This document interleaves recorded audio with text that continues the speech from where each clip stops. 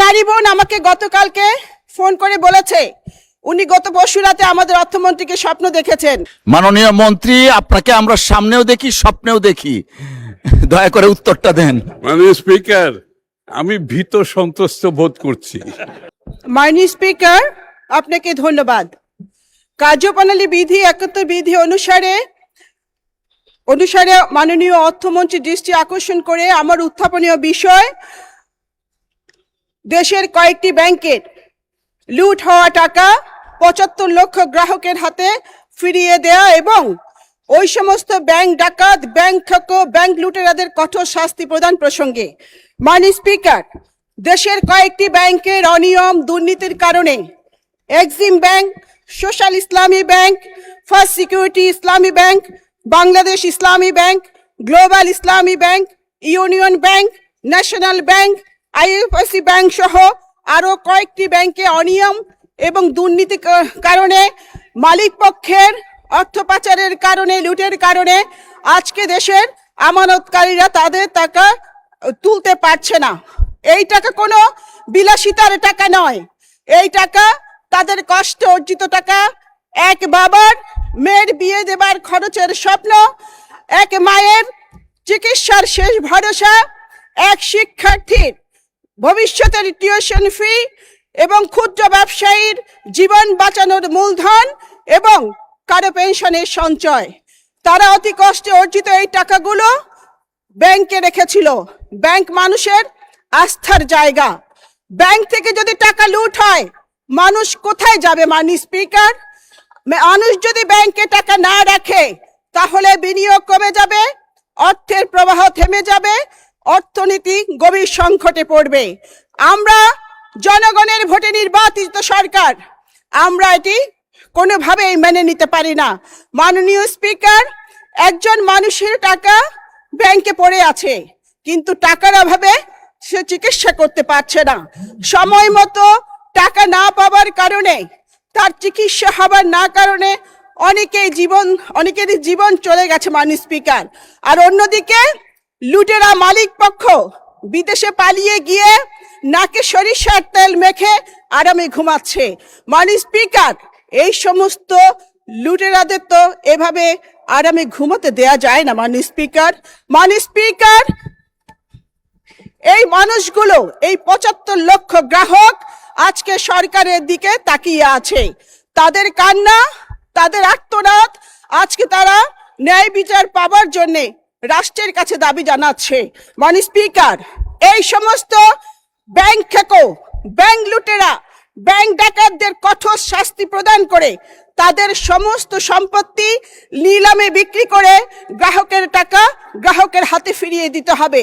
তবে জানতে পারলাম তাদের যে সম্পত্তি রয়েছে তারা তার চেয়ে 10-12 গুণ বেশি তারা টাকা লুট করেছে।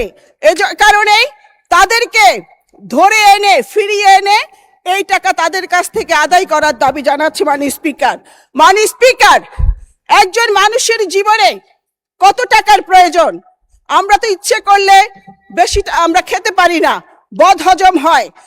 তাই এই সমস্ত বদ হজমকারী লুটেরাদের ফিরিয়ে আনার দাবি জানাচ্ছি। এই বিষয়টির সাথে 75 লক্ষ গ্রাহক জড়িত, মানুষ জড়িত।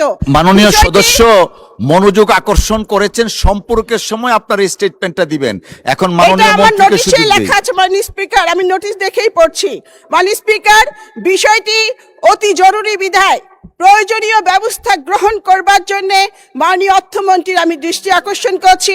আপনাকে ধন্যবাদ। ধন্যবাদ মাননীয় সদস্য। মাননীয় অর্থমন্ত্রী জনাব আমির খসরু মাহমুদ চৌধুরীকে এই বিষয়ে তার সংক্ষিপ্ত বিবৃতি প্রদানের জন্য আহ্বান জানাচ্ছি। আচ্ছা, মানে স্পিকার, আপনাকে ধন্যবাদ। আমি মাননীয় সংসদ সদস্যের প্রতি উনি যে বক্তব্য রেখেছেন সম্পূর্ণ একমত।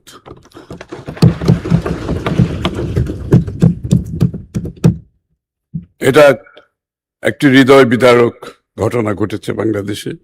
একটি নির্বাচিত সরকার এই ব্যাপারে নীরব থাকতে পারে না।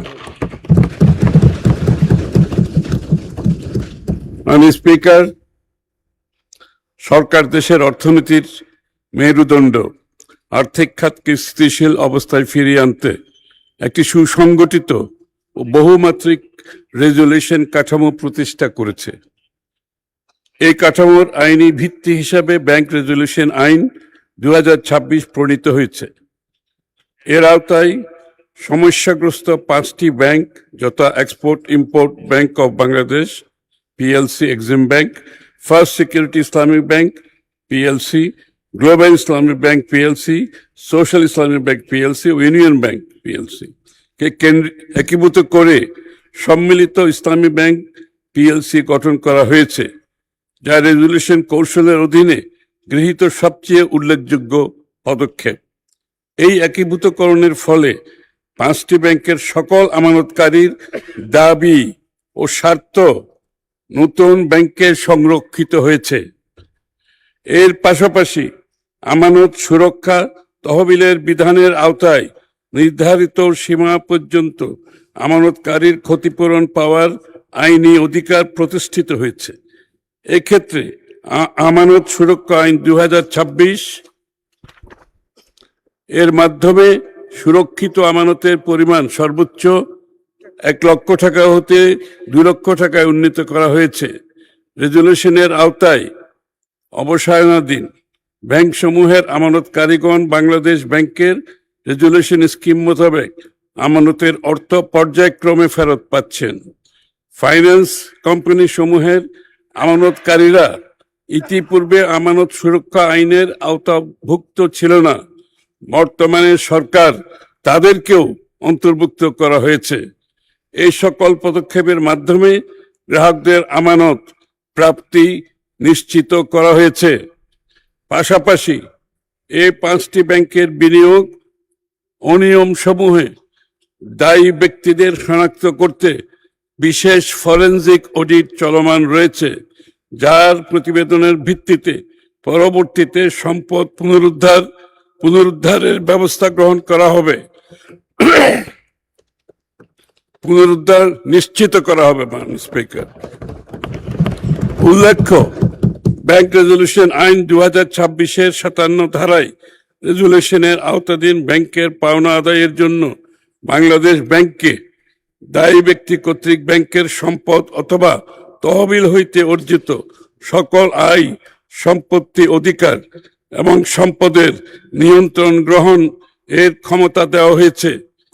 এই আইনের প্রয়োগের মাধ্যমে দায়ী ব্যক্তিদের সম্পত্তির নিয়ন্ত্রণ গ্রহণ করত বিক্রয়, নিলামের মাধ্যমে গ্রাহকের টাকা পুনরুদ্ধার করা সম্ভব হবে বলে আমরা আশা করি।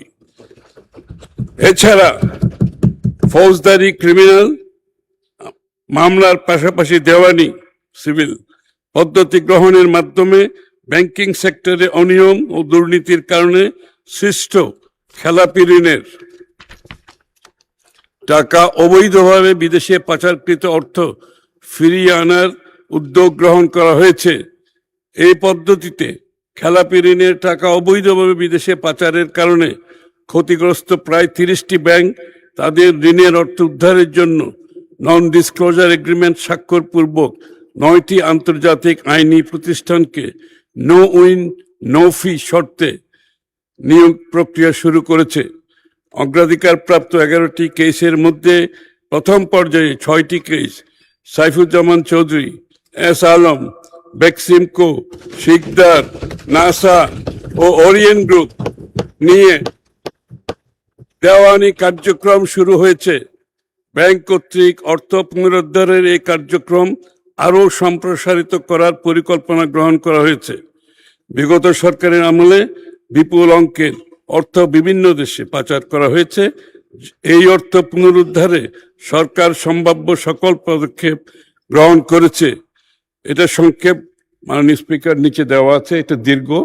আমি যেহেতু এই বিষয়গুলো আমি সংসদে বিগত দিনে বেশ কয়েকবার উত্থাপন করেছি, বিধায় পঠিত বলীয় গণ্য করার জন্য অনুরোধ করছি। জি, ধন্যবাদ মাননীয় মন্ত্রী। Well done honourable finance minister. মাননীয় সদস্য রেহানা আক্তার রানু, আপনি এ বিষয়ে একটি প্রশ্ন করতে পারেন, ইফ ইউ হ্যাভ এনি। মাননীয় স্পিকার, আপনাকে আবারও ধন্যবাদ। আমাদের মন্ত্রী অনেক ভালো মানুষ এবং একজন কাজের মানুষ, আমারও প্রিয় মানুষ, প্রিয় নেতা। আমি মন্ত্রীর কথায় আশাবাদী হয়েছি, কিন্তু দুশ্চিন্তা মুক্ত হতে পারিনি। উনি নিলামে সম্পত্তি বিক্রি করার কথা বলেছেন, আমিও দাবি জানিয়েছি, কিন্তু যেটা শুনেছি যে তারা যে টাকা লুট করেছে, তাদের যে সম্পত্তি বাংলাদেশে আছে, তারা তার চেয়ে 10-12 গুণ বেশি টাকা লুট করেছে। তো সেজন্য নিলামের টাকা বিক্রি করে সম্পত্তি বিক্রি এই টাকা আদায় সম্ভব নয়। মাননীয় স্পিকার, এক নারী বোন আমাকে গতকালকে ফোন করে বলেছে উনি গত পরশু রাতে আমাদের অর্থমন্ত্রীকে স্বপ্ন দেখেছেন। উনি স্বপ্নে দেখেছেন অর্থমন্ত্রী উনার টাকা ফিরিয়ে দিয়েছেন। মাননীয় স্পিকার, আমার এই বোনের স্বপ্ন কি পূরণ হবে? এই স্বপ্ন কি মাননীয় স্পিকার সত্যি হবে? মাননীয় স্পিকার, গত 4 জুলাই মাননীয় মন্ত্রীর চট্টগ্রামের বাসার সামনে গ্রাহকরা মানববন্ধন করেছে এবং মাননীয় মন্ত্রীর সাথে দেখা করে তাদের আকুতি জানিয়েছে। আমি খুশি হয়েছি, কারণ গ্রাহকরা জায়গা মতোই পৌঁছেছে এবং জায়গা মতোই গেছে। মাননীয় স্পিকার, আমাদের মাননীয় প্রধানমন্ত্রী, জনগণের প্রধানমন্ত্রী মাঝে মাঝে বিরোধী দলের মুড়ে চলে যান। আমিও এই মুহূর্তে বিরোধী দলের দ্বিতীয় সারিতে বসা কয়েকজন সংসদ সদস্যের মুড়ে চলে যেতে চাই। মাননীয় স্পিকার, 75 লাখ গ্রাহকের প্রাণের দাবি সাথে সহমত আমি প্রকাশ করছি। সেটি হচ্ছে, একদিকে মানুষ টাকা তোলার চিন্তায় আছে, আরেকদিকে এখানে যোগ হয়েছে হেয়ার কাট নামক এক মরণ কাট সমস্যা। মরার উপর খাড়ার গা। মাননীয় স্পিকার, আমি মাননীয় মন্ত্রীকে বিনয়ের সাথে প্রশ্ন করতে চাই, আমি জানতে চাই যে ব্যাংক ডাকাতদের ডাকাতির এবার কেন আমানতকারীদের নিতে হবে? আমানতকারীদের কি অপরাধ? আমানতকারীদের অপরাধ হচ্ছে যে তারা বিশ্বাস করে ব্যাংকে টাকা রেখেছিল। মাননীয় স্পিকার, 75 লাখ গ্রাহকের দাবির সাথে সহমত পোষণ করে আমারও দাবি, হেয়ার কাট নামক এই মরণ কাটটি প্রত্যাহার করতে হবে, প্রত্যাহার করতে হবে, প্রত্যাহার করতে হবে। বক্তব্য পরিষ্কার, যারা জনগণের টাকা লুট করেছে। মাননীয় সদস্য প্রশ্ন করেন, ছোট করেন প্লিজ, প্রিসাইজ করেন। আই এম কামিং, এক সেকেন্ড শেষ করছি। মাননীয় স্পিকার, বক্তব্য পরিষ্কার, যারা গ্রাহকের টাকা লুট করেছে ওই সমস্ত ব্যাংক খেকো, ব্যাংক ডাকাত, ব্যাংক লুটেরাদের কোনো ক্ষমা নেই, কোনো ক্ষমা হতে পারে না। মাননীয় স্পিকার, তারা পৃথিবীর যেখানেই থাকুক ওই ফিরিয়ে এনে তাদেরকে ডিম থেরাপি দিয়ে তাদের এই টাকা আদায় করতে হবে। মাননীয় স্পিকার, মাননীয় মন্ত্রীর কাছে আমার প্রশ্ন, হেয়ার কাট নামক মরণ কাট প্রত্যাহার করে 75 লাখ গ্রাহককে স্বস্তি দেওয়ার কোন পরিকল্পনা আপনার মন্ত্রণালয়ে আছে কিনা? ধন্যবাদ মাননীয় স্পিকার। মাননীয় মন্ত্রী, আপনাকে আমরা সামনেও দেখি, স্বপ্নেও দেখি, দয়া করে উত্তরটা দেন। মাননীয় স্পিকার, আমি ভীত সন্ত্রস্ত বোধ করছি। অলমোস্ট ওয়ার্নিং এর মতো বক্তব্য এসেছে মাননীয় স্পিকার, আমি আগেই বলেছি এটা একটা হৃদয় বিদারক ঘটনা ঘটেছে এবং একটি নির্বাচিত সরকারের দায়িত্ব এটার সঠিক সমাধান দেওয়া। ইতিমধ্যে আমি আগেও বলেছি সংসদে, যারা আমানতকারী তাদের আমানত সুদ সহ ফেরত দেওয়া হবে ইনশাআল্লাহ। তবে একটু ধৈর্য ধরতে হবে, কারণ এই ব্যাংকগুলো সবগুলোই লোকসানের মধ্যে আছে এবং লোকসান কিন্তু প্রতিদিন বাড়ছে। লোকসানই একটা ব্যাংকে আপনার যেখানে তার আমানতে ফিরিয়ে দিতে পারছে না এবং তাকে সুদ দেওয়া যে কত কঠিন সেটা আপনারা বুঝতে হবে। তারপরও একটি নির্বাচিত সরকার জনগণের স্বার্থ সংরক্ষণে আমরা নিশ্চিতভাবে তাদের আমানত এবং সুদ ফেরত দেওয়া হবে, কিন্তু এটার জন্য একটা সময়ের প্রয়োজন। এই ব্যাংকগুলো হেয়ার কাট থাকবে না, হেয়ার কাট থাকলে হেয়ার কাট হবে না, হেয়ার কাট তো বাদ যাবে। আমি যখন বলছি সুদ সহ, সুতরাং হেয়ার কাটের তো প্রশ্ন আসছে না এখানে। তবে আমি আবারও অনুরোধ করব, আমি জানি তাদের অপেক্ষা করারও সময় নাই। মানুষ চিকিৎসার অভাবে মারা যাচ্ছে,